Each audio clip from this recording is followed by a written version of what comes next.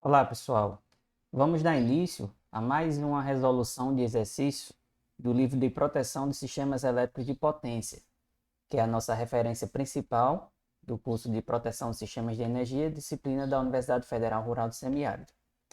Então, a resolução desse exercício faz parte da nossa aula acerca dos relés de distância, função 21, e o exemplo de aplicação mostrado agora é o exemplo 3.2, que faz parte do capítulo 3 do referido livro. Então, o que nós iremos abordar nessa aula é como nós podemos definir as zonas de proteção de relés de distância e qual o comportamento da proteção mediante ao surgimento de faltas antes do local que nós definiremos como a zona de proteção da função 21, justamente em cima desse ponto, né, que será esse ponto F mostrado aqui na imagem, na figura 3.112, e em um local que possa ocorrer a falta depois dessa zona de atuação do nosso relé. Então, eu vou ler aqui o enunciado para vocês. Analise as condições de operação e de não operação do relé de distância instalado na linha de transmissão da figura abaixo. O ponto F está a 80% do comprimento da linha. Vocês podem ver aqui que nós temos a linha entre as barras A e B, mas que o relé se encontra a 80% dessa linha. E que admitiremos corresponder inicialmente ao limite da atuação do relé. Tá? Então, o relé ele só vai proteger, a sua zona de proteção é referente a apenas 80% do comprimento dessa linha de transmissão. Então, as impedâncias elas estarão na base de 100 MVA. Então, a nossa tensão de base, utilizaremos aqui o nível de tensão de 69 kV. E o primeiro passo, para a resolução desse exemplo é definir o valor da corrente de base. Então, definido aí os valores de tensão e de potência de base dados pelo enunciado e pelo diagrama aqui da nossa figura abaixo, nós podemos calcular a corrente de base como sendo a potência de base dividida pela tensão do lado de baixo, 69 kV.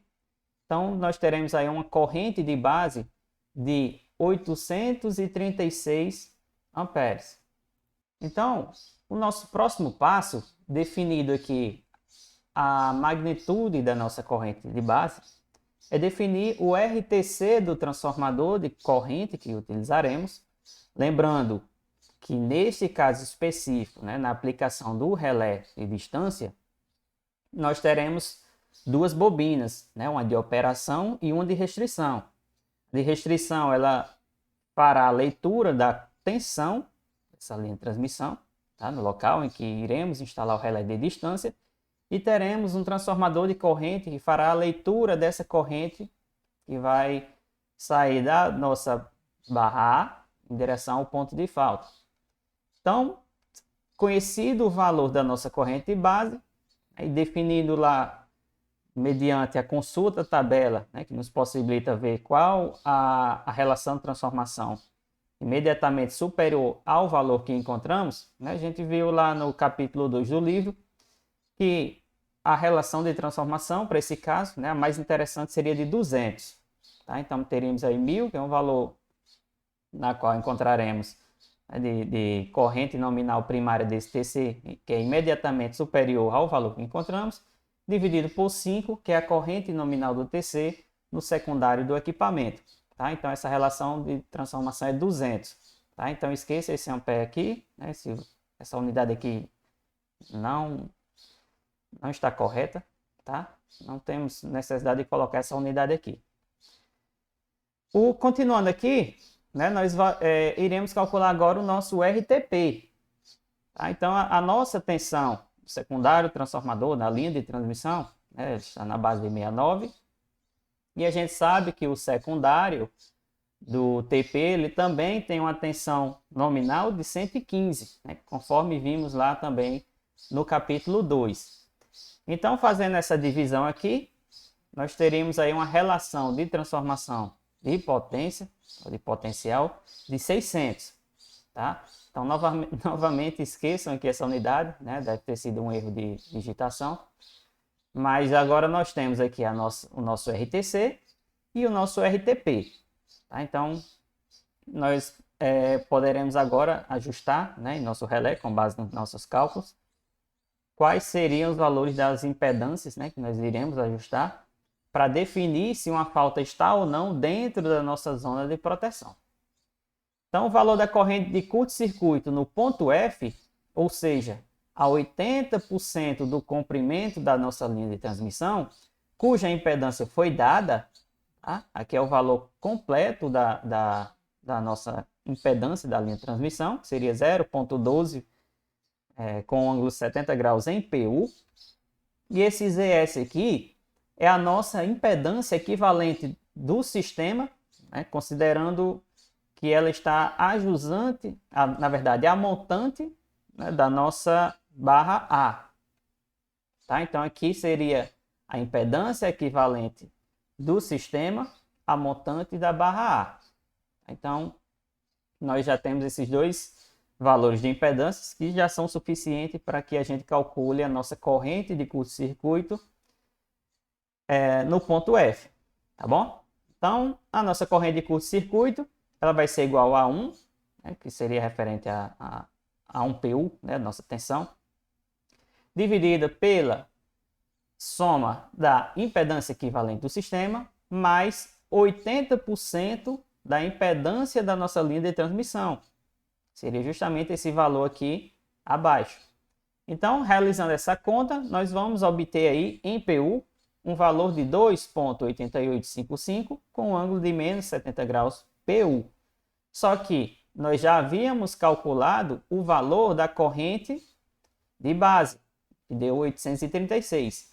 Então, multiplicando o valor da corrente de base pelo valor da corrente de curto-circuito em PU, que acabamos de encontrar, nós temos que a 80% do nosso comprimento total da linha de transmissão, né, se eu soubesse esse comprimento em quilômetros, bastaria multiplicar, né, o 0,8 vezes o comprimento total. Nós temos aí uma corrente de curto-circuito de 2.412 amperes. Tá? Então, o torque no relé de operação, na bobina de operação, na verdade, né, do relé de distância, ele será proporcional a essa corrente aqui, de 2.412 amperes. Enquanto que a tensão, certo? Sempre lembrar de calcular tanto a corrente como a tensão também, né? Tendo em vista que o relé ele precisa da leitura dessas duas grandezas. Nós temos que a tensão durante um curto-circuito no ponto F, ela será igual à impedância, equivalente a 80% do comprimento da linha, multiplicado por 0,1265, que é a corrente que encontramos em PU. Tá? Aliás, 2,88 é a nossa corrente em PU, multiplicado por 80% do comprimento da linha de transmissão. Tá invertido aqui.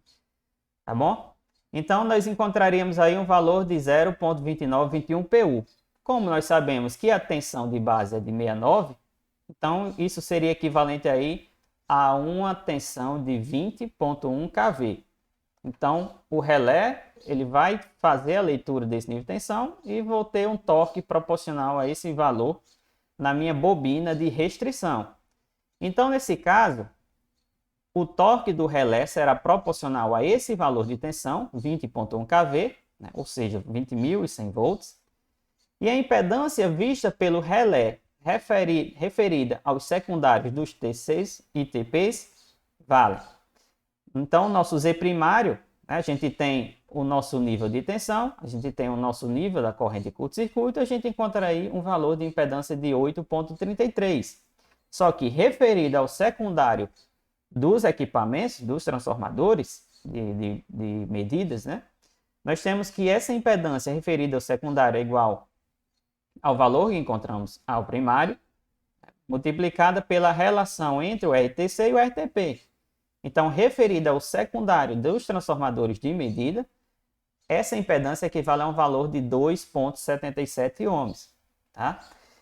Então, se o relé de distância ele for ajustado para uma impedância de 2,77, que é justamente a zona de atuação do nosso relé, certo? O que é que vai acontecer? Nós vamos ter um equilíbrio entre os torques das bobinas de operação e da bobina de restrição. Então, nesse caso, o relé ele não vai atuar, porque nós teríamos aí as forças eletromagnéticas atuando pelo o nosso eixo, que vai realizar o fechamento dos contatos do circuito auxiliar do disjuntor. Então, nesse caso, ele vai estar trabalhando aí em seu ponto de equilíbrio e a proteção não vai atuar. Então, no nosso segundo caso, a gente tem a seguinte condição. O curto-circuito ele ocorre no ponto médio da linha de transmissão, ou seja, na metade do comprimento total da linha. Então, nesse caso, qual seria a diferença em relação ao que vimos anteriormente? Vocês podem ver aqui ó, que a única diferença que nós vamos ter é que o valor da corrente de curto-circuito que nós iremos encontrar, ela está sendo calculada para um valor no ponto médio da linha. Então, a impedância equivalente do sistema ela não vai mudar e a impedância total da linha também não vai mudar.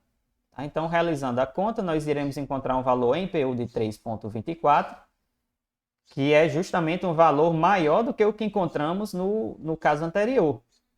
Né? Porque a gente sabe que quanto mais próximo o curto-circuito do barramento de onde flui essa corrente, né? No caso essa corrente está partindo do ponto A para o ponto B, nós teremos uma impedância menor do cabo, né? Devido ao comprimento menor. Consequentemente, a nossa corrente de curto-circuito ela vai ser maior, tá bom? Então, nesse caso aqui, multiplicando o valor que encontramos pela corrente de base, nós vamos encontrar um valor de 2.710.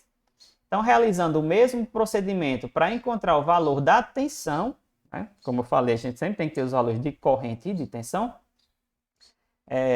Pegando aqui o nosso valor da corrente que encontramos para um curto-circuito nessa condição, multiplicando a impedância da linha por 0,5, né, que se refere ao ponto médio, nós vamos encontrar um valor de 14,1 kV. Tá? Então, reparem que quando eu estou com a falta ocorrendo dentro do meu limite de atuação do relé, o que é que eu vou ter? Eu vou ter uma corrente de curto-circuito maior e vou ter uma tensão, né, durante a falta menor.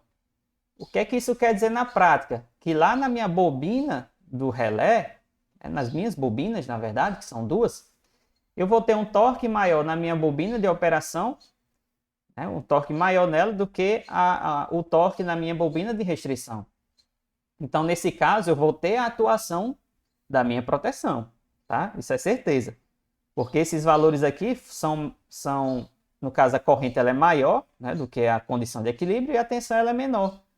Então, eu sei que nesse caso, eu vou ter a atuação da minha proteção. Então, para comprovar, né, nós podemos calcular a impedância primária, né, que seria aí uma relação entre a tensão que nós encontramos, 14,1 kV, dividida pela corrente de curto-circuito, 2.710, a gente encontra aí um valor equivalente de 5,2 ohms. Então, se a gente realizar o cálculo, né, para saber qual seria a relação dessa impedância referida ao secundário desses transformadores de medida, a gente vê aqui ó, que o valor agora da impedância ela é menor, que é menor do que a que nós encontramos na condição de equilíbrio. Então, para a condição de equilíbrio, seria no caso 80% da linha, né, nós teríamos aí uma impedância ajustada no nosso relé, né, nós realizaríamos a parametrização do relé com um valor de 2,77. E a gente sabe que, devido ao comportamento do nosso relé, né, nós temos a zona de operação, essa aqui, e a zona de não operação, que no caso será um valor que é maior do que a impedância máxima que nós teríamos na fronteira desse gráfico. Tá? Então, tudo que está dentro desse gráfico aqui significa que é uma região de operação. Então, como essa impedância ela é menor, né, a fronteira desse círculo aqui seria equivalente aos 2,77. Como nós encontramos o valor de 1,73, ela está dentro dessa região, consequentemente o relé irá atuar. E no nosso terceiro caso, a falta ocorreria, no caso, no final da nossa linha de transmissão, na extremidade. Então, nós realizaremos o mesmo procedimento, a única diferença é que agora nós teríamos aqui o comprimento total da nossa linha, tá? Então seria equivalente a 100% da nossa linha de transmissão. E de cara a gente sabe que é para não atuar, né? Se nós estabelecemos lá no início que a parametrização do relé seria para uma região de atuação de 80%, a gente sabe que não vai atuar. Mas a gente pode provar isso por meio dos cálculos, né? A gente vai realizar o mesmo cálculo da corrente de curto-circuito. Nós vamos encontrar um valor de 2,68, quase menos 70 graus em PU. Multiplicamos novamente pela corrente de base, que encontramos lá no início do problema. E o que é que a gente vê aqui? Ó? A gente vê que a gente tem um valor agora de 2.248, que vai ser, olha só, menor do que o valor que encontramos na situação 1, né, que seria 80% da nossa linha de transmissão.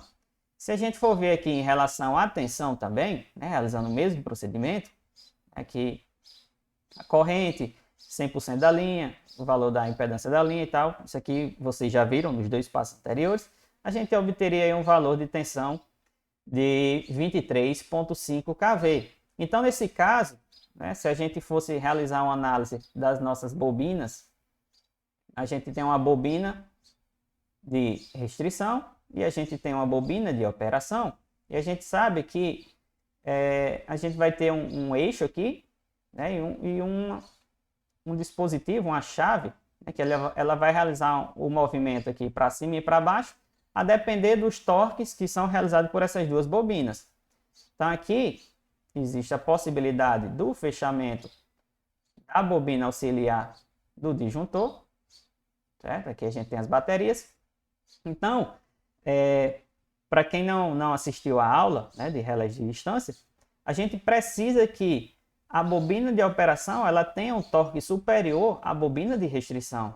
Essas duas bobinas elas vão gerar um fluxo e vai tender, de certa forma, a puxar, né, um desses dois lados desses êmbolos. Desse êmbolo, na verdade, né? Seria uma chave com uma possibilidade de rotação nesse ponto aqui. Seria nem um êmbolo, seria uma espécie de... como se fosse uma gangorra, né? Para ficar mais fácil da gente imaginar aí. Tá? Então, se essa bobina de operação exercer um torque maior do que a bobina de restrição, ela vai tender a baixar nesse lado direito, né? E essa parte aqui dos contatos tende a fechar o nosso circuito auxiliar. Então, nesse caso aqui, comparando com a situação 1, a gente sabe que a minha tensão ela é superior ao caso de equilíbrio. Então, essa bobina de restrição ela vai exercer um torque maior. Então, o movimento que nós teremos, né, desse dispositivo seria para baixo, de forma a afastá-lo do nosso circuito auxiliar. Tá bom? Então, para comprovar isso, né, nós podemos aqui calcular a nossa impedância referida ao primário, que seria um valor de 10,4 ohms. Se a gente converter esse valor, né, para o secundário dos equipamentos de medida, nós vamos obter um valor aí de 3,46. Então, esse valor aqui, ele é maior do que os 2,77 ohms que nós estabelecemos lá no início da questão, né, que seria 80% da nossa linha de transmissão. Então, a gente prova aqui que, pelo fato de que essa impedância vista pelo relé é maior do que a impedância que foi parametrizada, o nosso relé ele não vai atuar. Tá bom? Então, se a gente estivesse usando uma curva desse modelo aqui, lembrando que a gente pode ter outros modelos, né? Curva de admitância, de reatância, mas vamos supor que aqui nós teríamos o nosso Z, né, que na fronteira nós teríamos 2,77.